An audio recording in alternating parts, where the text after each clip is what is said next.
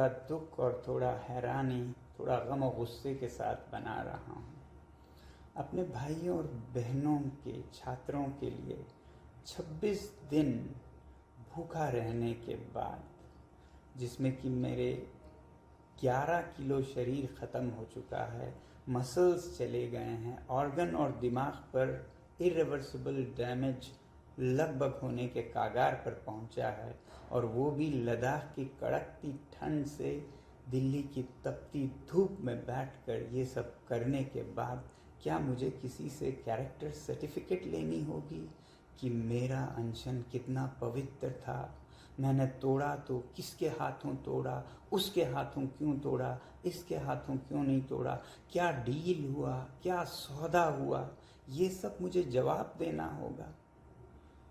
मैं कल से अब तरल लिक्विड फूड ले रहा हूँ, पी रहा हूँ, तो थोड़ी सी शरीर में जान आई है। बदकिस्मती से वो जान मुझे इसमें देनी पड़ रही है, दुख के साथ कह रहा हूँ। मगर सुबह से मुझे बहुत से लोग फ़ोन करके या पोस्ट दिखा कर कह रहे हैं कि आप पर बहुत सवाल उठाए जा रहे हैं, आपने इनसे क्यों अनशन तोड़वाया, केंद्रीय मंत्रियों से क्यों नहीं तोड़वाया, किसी और से क्यों नहीं तोड़वाया, क्या डील हुआ है, सौदा हुआ है। ये सब मुझे जवाब देना होगा। अगर सौदा करना होता, डील करना होता, तो क्या 26 दिन भूखे रहना पड़ता है? कितनों ने डील किए हैं, आपने देखा होगा। क्या वो इस तरह से डील करते हैं? क्या मैं आलीशान एयर कंडीशन कमरे में बैठ के डील सौदा नहीं कर सकता था? मुझे यहाँ दिल्ली की गर्मी में बाहर रोड साइड पर बैठकर डील करना पड़ता। धिक्कार है ऐसे देश पर जिसमें ऐसे दिमागों की उपज होती है, जिसमें से ऐसे नीच ख्यालात निकलते हैं। मैं दोष नहीं देता हूँ आप में से ज़्यादातर पर, क्योंकि आपको ज्ञान नहीं है, पता नहीं है क्या हालात थे मेरे ऊपर, क्या गुजरा मेरे परिवार पर पिछले 1-2 हफ्ते में, इसलिए आप लोग ऐसा शायद कह रहे हैं। और कुछ लोग शायद जान कर कह रहे हैं, पता है उन्हें, इसलिए पहले बात सुनने से पहले उसका बैकग्राउंड ज़रूर देखिएगा। क्या उन्हें कोई खुंदक है? क्या वो किसी पॉलिटिकल पार्टी से हैं, जिस पॉलिटिकल पार्टी को किसी और पॉलिटिकल पार्टी से कुछ खुंदक है? या वो न्यूट्रल कोई आदमी कह रहे हैं? अगर न्यूट्रल कह रहे हैं तो ज़रूर उनकी बात सुनिएगा और मुझे भी बताइएगा। मैं जवाब देने की अभी भी कोशिश करूँगा, समझें या न समझें, मगर मेरी सद्भावना है और मेरा आपके साथ सिंपैथी है। अगर आपको नहीं मालूम है क्या हुआ इन दिनों में और किन हालातों में क्यों अनशन तोड़ा और क्यों इस तरह से तोड़ा, पहले तो मैं आपको ये बताऊं कि जब मुझे सफदरजंग अस्पताल ले जाया गया ज़बरदस्ती 18 तारीख को पकड़कर, तो वो सिर्फ अस्पताल नहीं था, वो एक छावनी थी, वो एक जेल था, जहाँ पर मुझे ऐसे रखा गया जैसे कोई कैदी भी शायद ही रहता हो। हर चीज़ पर पाबंदी थी, बाहर नहीं जा सकता था कमरे से, कोई परिंदा भी पर नहीं मार सकता था हमारे कमरे तक, किसी से मिलने का कोई वो नहीं था अधिकार। मुझे सिर्फ 3 रिश्तेदार रह सकते थे, कोई संचार का मोबाइल फ़ोन लैपटॉप नहीं रख पाता था, मैं कहीं कोई कुछ संदेश नहीं भेज पाता था। आप लोगों को मैं किसी तरह नैपकिन पेपर पर लिख कर भेजता था, वो भी कभी कभी जब्त किए जाते थे ज़्यादातर। और मुझसे मिलने मेरे रिश्तेदार, मेरे दोस्त जो लद्दाख से आते थे, ख़ास हवाई जहाज़ के लंदन के बराबर टिकट देके, उन्हें भी वापस कर दिया गया। ये सब इलीगल था, ये सब एक तरह का नॉर्थ कोरिया बन गया था हमारा देश, और ख़ासकर जहाँ मैं था ये एक जेल खाना था। और ऐसे हालात में कई दिन गुजारने के बाद गीतांजलि, उनकी सूझबूझ और उनका कमाल है कि उन्होंने संडे, रविवार के दिन भी, जो कि 19 तारीख थी, रविवार के दिन भी दिल्ली हाई कोर्ट के हियरिंग बिठवाई और उसमें ये अपील किया और उसमें ये कहा गया कि मैं डिटेंशन में नहीं हूँ। और उसके बाद भी ये सारा पहरा जारी रहा। फिर मंडे 20 तारीख को फिर से सिंगल बेंच हाई कोर्ट में अपील की गई जहां रिजेक्ट हुआ। फिर 21 तारीख को ट्यूसडे डबल बेंच हियरिंग बिठाई गई जिसमें फाइनली ये डिक्लेयर किया गया कि मैं जहां जिस अस्पताल में भी जा सकता हूं और आज़ाद नागरिक हूं। मगर उस दिन भी आपको नहीं मालूम है किन हालतों में मैं रहा। हाई कोर्ट के आदेश के बाद भी मुझे सफदरजंग से जाने नहीं दिया गया, ये कहकर कि हमें ऑर्डर नहीं आया है। 2 बजे शायद ऑर्डर दी गई, 7 बजे तक ऑर्डर को रोक के रखा गया और उन्हें नहीं दिया गया ताकि मैं न जा पाऊँ। पता नहीं मंसूबा क्या थी उनकी। रोक कर 3 घंटे सामान पैक करके हमें बिठाया गया।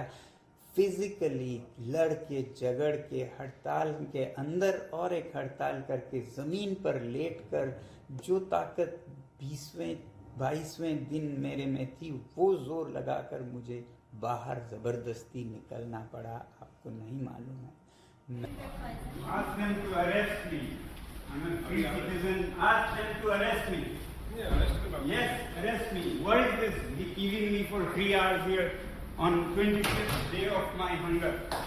You all are harassing me. Yes, you. If I die of stress, it will be your responsibility. What does it want? आप लोगों को बदतमीजी कर रहे हो, ऑर्डर लेके आओ। हाँ? Please open. I'm going. Arrest me if you want. Bloody third class people. आप जबरदस्ती क्यों बात कर रहे हैं? Shameless people. This is government or this is a butcher? Please arrest me if you want. You understand? Arrest me. Arrest me. You can stop me wherever. Let the nation know how. Sir, we have sent you the order number. Okay, I have sent this doctor. Sir, bar and bench का पूरा news भेजा है. वहाँ पर. If I. कौन he said कि still it is not. Lie down here. Take pictures. Let's see who snatches your phone. Sir आपको high court का ऑर्डर भी नहीं आया, जैसे आता है डॉक्टर्स रेडी है। ऑर्डर क्यों नहीं आया तो आप पता कीजिए। That is आप It is digitally everywhere. The world knows. Sir. Except you, the world knows. See, मैंने भी ये वीडियोस जारी नहीं किए, ये सोचकर कि किसी मासूम तो क्या कहूँ हेल्पलेस पुलिस अधिकारी के चेहरे आ जाएं, उनके नौकरी पर बात आ जाए, इसलिए नहीं रिलीज़ किया। अब ये बात आई है तो मैं कुछ अंश दिखाऊंगा। ये वीडियोस भी बाहर ना जाएं, इस पर हमारे फ़ोन पर छीना झपटी हुई, तोड़ फोड़ हुआ और हमने किसी भी तरह ये वीडियोस रखे, मगर मैं रिलीज़ नहीं कर रहा हूँ। छोटा आपको एक नमूना दिखाऊंगा। ऐसे हालात से हम गए मेदांता हॉस्पिटल गुड़गांव में। हमने सोचा अब हम आज़ाद नागरिक हैं, यहाँ पर आज़ादी होगी, मगर नहीं। हमें बाद में पता चला यहाँ भी वैसी ही छावनी बनाई गई। यहाँ भी बाहर 5-10 पुलिसकर्मी, नीचे 200-300 पुलिसकर्मियों के दस्ते, पूरा हॉस्पिटल एक तरह का छावनी कैंप मिलिट्री बना दिया गया। किसी को मुझसे यहाँ भी मिलने नहीं दिया गया। बाहर जाने पे पाबंदी, हर चीज़ पे पाबंदी लगाई गई। ऐसा मेरे साथ ट्रीटमेंट किया गया। अभी भी हो रहा है, अभी भी हो रहा है। आप लोग आके देखिएगा, बहुतों में आप लोगों ने देखा है। तो 21 तारीख को ट्यूसडे को ऑर्डर के बाद रात को मैं यहाँ गुड़गांव के हॉस्पिटल वेदांता अस्पताल में पहुंचा और उसी रात देर रात केंद्रीय मंत्री जेपी नड्डा जी और जितेंद्र सिंह जी आए। मुझे बताया गया इस एजेंसी के अफसरों ने कि वो आ रहे हैं कुछ बात करने, और फिर आए और उन्होंने कहा कि आप अनशन तोड़िएगा, हम चाहते हैं अनशन आपका न रहे वगैरह वगैरह। मैंने उन्हें कहा कि मैं यूं ही तोड़ने के लिए तो बैठा नहीं हूँ, शर्तें होंगी, उनको आप माने तो मैं अनशन तोड़ भी दूंगा। तो शर्तें पूछी गई हमसे। मैंने कहा अकाउंटेबिलिटी इन एजुकेशन मिनिस्टर का रेजिग्नेशन, वैसे ही मैंने कहा जो छात्र हैं सुसाइड विक्टिम्स उनको कॉम्पनसेशन दिया जाए, पार्लियामेंट में इस इशू पर और अकाउंटेबिलिटी पर पूरा बहस किया जाए। और एक नया हमने जोड़ा कि जो भी छात्र सीजेपी के और बाकी उनके लीडरशिप जिन्होंने प्रदर्शन किया है पीसफुली जंतर मंतर पर और फिर 20 मार्च को संसद मार्च किया, उनमें से किसी पर भी कोई कानूनी कार्रवाई नहीं किए जाएंगे, एफआईआर नहीं किए जाएंगे, तब मैं ये अनशन तोड़ूंगा। तो उन्होंने एक दो को तो मानने की रजामंदी जाहिर की, 2-3 पर वो पूछ के बताएंगे ऐसा कहा और फिर वो चले गए। अगले दिन शायद वो आएंगे ऐसा मुझे बताया गया था कि आप तोड़िएगा, हम इस पे बात करके आएंगे और हाँ हम आपको अनशन तोड़वाएंगे। मगर मैं नहीं चाहता था कि मैं अनशन उनके हाथों तोड़ूं, केंद्रीय मंत्रियों के हाथों। इसीलिए मैंने मांग की कि जो हमारे अलग अलग दलों के राजनीतिक दलों के सांसद हैं वो सब जितने आ सकें आएं और फिर हमारे छात्र नेता सीजेपी के आएं और लद्दाख के जो नेता लद्दाख से यहाँ आए थे वो आएं और उन सब के उपस्थिति में मैं अनशन तोड़ूं। अगले दिन मैंने इसके लिए उम्मीद की और आए भी लोग यहाँ पर। मगर अगले दिन सांसद आए कोई 15 से 20, उन्हें किसी को अंदर नहीं आने दिया गया। बाहर गेट पर खड़ा कर 3-3, 4-4 घंटे इंतज़ार करवाया गया। सीजेपी के हमारे छात्राएं आई थी, उनको भी रोक कर रखा गया। लद्दाख के नेताओं को तो पूरा आधा दिन इंतज़ार करवा के शाम को खाली हाथ लौटा दिया गया। इस तरह से उन पर क्रूरता से व्यवहार किया गया। मुझसे एक आज़ाद नागरिक से, जिसे दिल्ली हाई कोर्ट ने आज़ाद डिक्लेयर किया था, उससे मिलने तक नहीं दिया गया। अब हम इस पर कंटेम्प्ट ऑफ कोर्ट का कार्यवाही शुरू करने की सोच रहे हैं। अगर कोर्ट ने हमें कहा कि हम जहाँ चाहें जा सकते हैं, मिल सकते हैं, तो किसने और क्यों ऐसे लोगों को रोका है? तो पूरा दिन जो 22 तारीख का था वो इसी में चला गया। और जो केंद्रीय मंत्री थे वो तो आए नहीं, वो अपने मीटिंग्स करते रहे। हाँ, उन्होंने एजेंसीज़ के ज़रिए मुझसे हम ये मानेंगे, ये नहीं मानेंगे, ये नेगोशिएशन पूरा दिन चलता रहा, अगले दिन तक भी, जिसमें वो इस्तीफ़ा राज़ीनामा जो धर्मेंद्र प्रधान जी का है उस पर तो वो टाइम लेना चाहते थे, अभी हम नहीं कह पाते हैं वगैरह वगैरह। कॉम्पनसेशन का उन्हें समस्या नहीं था, पार्लियामेंट में डिस्कशन पे कोई समस्या नहीं थी, मगर जो छात्रों पर कानूनी कार्रवाई नहीं होगी उस पर उन्हें बहुत एतराज़ था। और मैंने कहा इसके बिना मैं अनशन बिल्कुल नहीं तोड़ूंगा। मैं अनशन तोड़ के चला जाऊं और जो छात्र हैं उन पर एफआईआर लगे, सालों साल उन्हें कोर्ट कचहरी में, जेल में, एनएसए में जाना पड़े। मुझे पता है लद्दाख में 24 सितंबर के बाद लगभग 80 नौजवानों पर क्या क्या गुजरी हैं। मैं नहीं चाहता था कि यही यहाँ के सीजेपी के लीडर्स और छात्रों पर, वॉलंटियर्स पर हो, तो मैं उस पर अड़ा रहा कि इसके बिना मैं बिल्कुल अनशन नहीं तोड़ूंगा, चाहे मैं हफ्ता यहाँ पड़ा रहूँ। फिर आखिर उन्होंने कहा ये हम करेंगे मगर रिटन में नहीं दे सकते हैं, हम वर्बली कहेंगे। मैंने लॉयर्स से कंसल्ट किया, दिल्ली के नामी लॉयर्स, वकीलों से। उन्होंने भी कहा कि ये लिखित में तो कभी नहीं देगी सरकार, मगर हाँ वर्बल हो सकता है। मैंने नहीं माना, मैंने कहा जब तक लिखित में नहीं होगा मुझे कोई जल्दी नहीं है, मैं पड़ा रहूँगा भूखा, आप जाइए। मगर देश में जिस तरह से बढ़ता जा रहा था छात्रों का आक्रोश, उसके चलते फिर 23 तारीख यानी कि कल रात को खबर लाई गई कि वो मान गए हैं लिखित में देने के लिए भी कोई छात्रों पर कार्यवाही नहीं होगी। साथियों, मेरा इस मुद्दे पर सबसे ज़्यादा ध्यान था कंडीशंस में से कि ये जो लीगल एक्शन है, ये एफआईआर्स हैं उस पर, ना कि इस्तीफ़ा पर। जो रेजिग्नेशन है वो भी एक कारण है।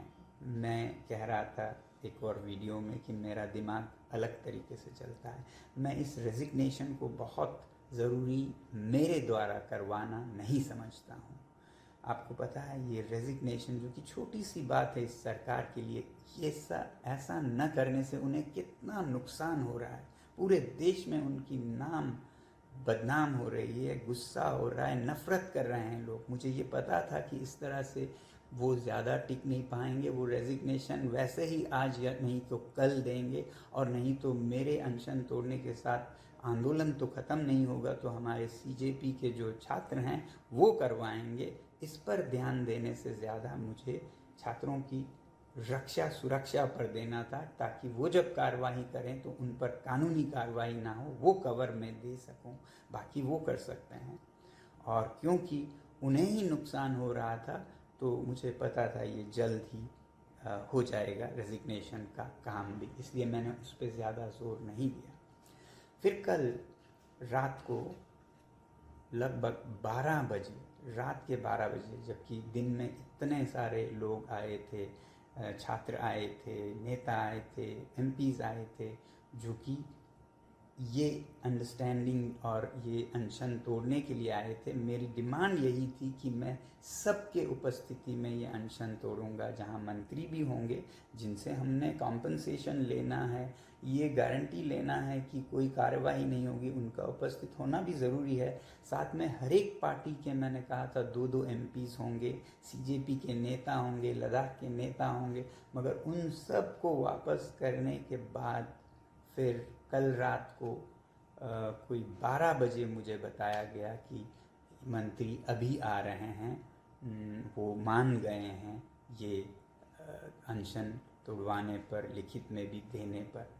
अब एक तरफ मेरा सबसे बड़ा डर और ये जल्दी करने का कारण ये था कि आपको याद होगा दिल्ली में हालात इस तरह बनते जा रहे थे कि कभी भी कोई बहुत बड़ा क्रैकडाउन हो सकता है। कल रात को जो मैं वीडियोस देख पा रहा था उससे लग रहा था कि कनॉट प्लेस एरिया में बहुत बड़ा कुछ होने वाला है। आप ही लोग रिपोर्ट दे रहे थे, और मुझे बार बार याद आ रहा था लद्दाख का 24 सितंबर, जिसमें बहुत बेरहमी से पुलिस और सीआरपीएफ ने गोलियां सर में, सीने में मार के लद्दाख के युवाओं का कत्लेआम किया था,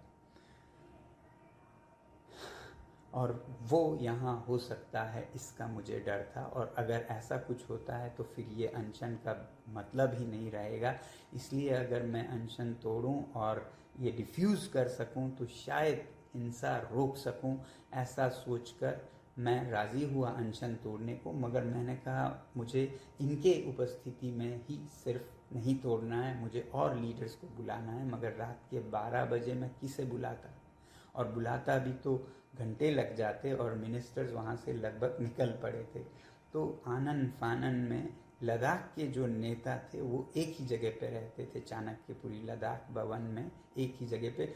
तो उनको मैंने बुलाने की कोशिश की। मैंने उन्हें कहा कि लद्दाख के नेता भी होंगे कम से कम, और कोई ना हो तब मैं करूँगा। मगर ये एजेंसीज नहीं मानी। उन्होंने कहा नहीं, आप उनको नहीं बुला सकते हैं, इन्हीं के उपस्थिति में कीजिए। जिस पर मैंने बिल्कुल फुट डाउन करके कहा फिर मुझे कोई साइन नहीं करना है, ना ही अनशन तोड़ना है, रहने दीजिए। फिर वो बात करने लगे। उसी बीच मैंने सोचा इनसे पूछते रहने के बजाय मैंने फ़ोन किया लद्दाख के नेताओं को। मैंने कहा आप लोग गाड़ी लीजिए और चल पड़िए यहाँ के लिए, यहाँ आएंगे, देखा जाएगा। मैं आप लोगों की उपस्थिति के बिना, सिर्फ 2 मंत्रियों की उपस्थिति में बिल्कुल अनशन नहीं तोड़ूंगा। तो लद्दाख के नेता वहाँ से निकल पड़े। जब निकल पड़ने लगे तब उन्होंने फिर मजबूर होकर उनको मदद करने लगे आने में भी। तो वो भी पहुँचे 12:30 बजे, उधर मंत्री भी पहुँचे। और क्योंकि कनॉट प्लेस में इतना बड़ा हादसा का डर था तो मैंने इसे और एक दिन टालने से मना या अच्छा नहीं समझा इसे। और जितना जल्दी मैं ये कह सकूं कि मैं अनशन भी तोड़ रहा हूं, कृपया शांति रखिए, बेहतर होगा देश के लिए। और एक जगह अगर हिंसा हो गई तो तमाम शहरों में हिंसा होगी। आप समझ सकते हैं क्या हो सकता है। आप घर बैठे सोफ़ा पर से इसके साथ क्यों अनशन तोड़ा, उसके साथ क्यों नहीं तोड़ा, बहुत आसान है आपके लिए कहना कि इसमें क्या सौदा हुआ, क्या डील हुआ, बहुत आसान है। अपने ज़बान को ज़रा तोल कर बात कीजिएगा। कितना आप हानि कर सकते हैं किसी के दिल को जो हफ्तों से घर नहीं गया है, सड़क पर बैठा है भूखा प्यासा, उस पर ऐसा बोलते हुए आप लोगों में ज़रा भी रहम नहीं आई, मैं ये पूछना चाहता हूँ।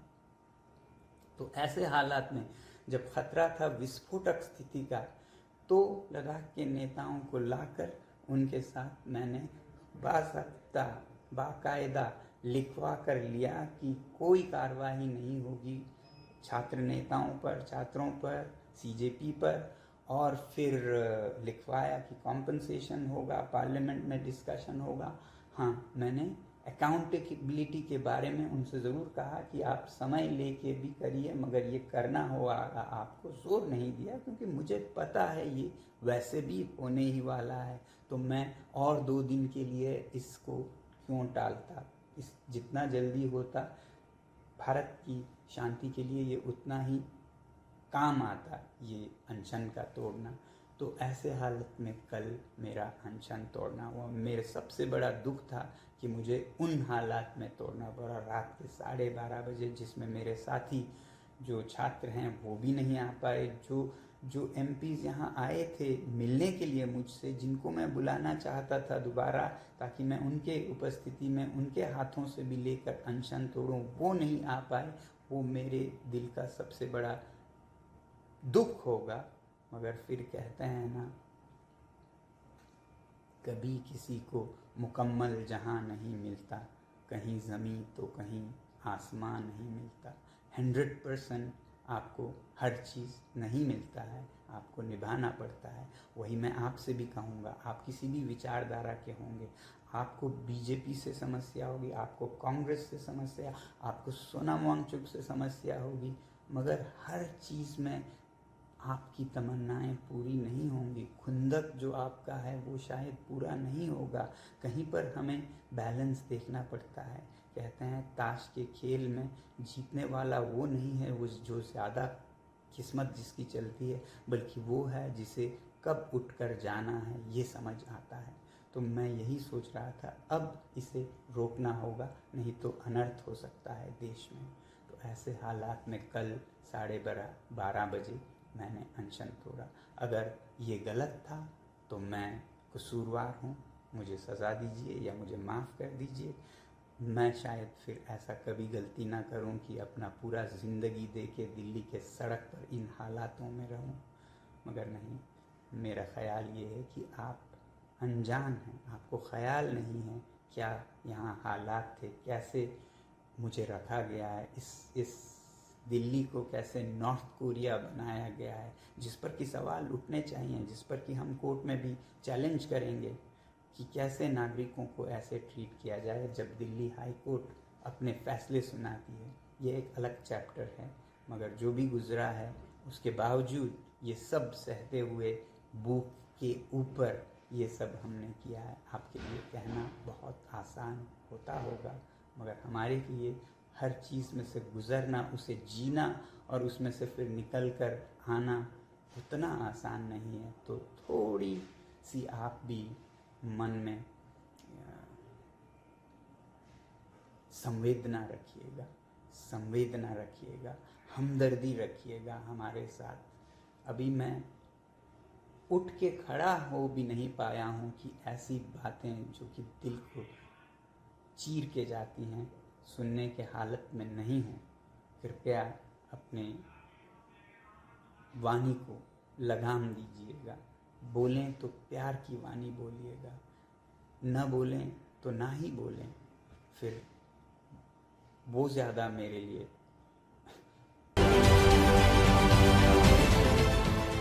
देश विदेशातील प्रत्येक घडामोडींचे लाईव्ह अपडेट मिळवण्यासाठी आता साम टीव्हीच्या सर्व सोशल मीडिया प्लॅटफॉर्मला लाईक, फॉलो आणि सबस्क्राईब करा। तसंच सर्व नोटिफिकेशनसाठी बेल आयकॉन प्रेस करायला विसरू नका।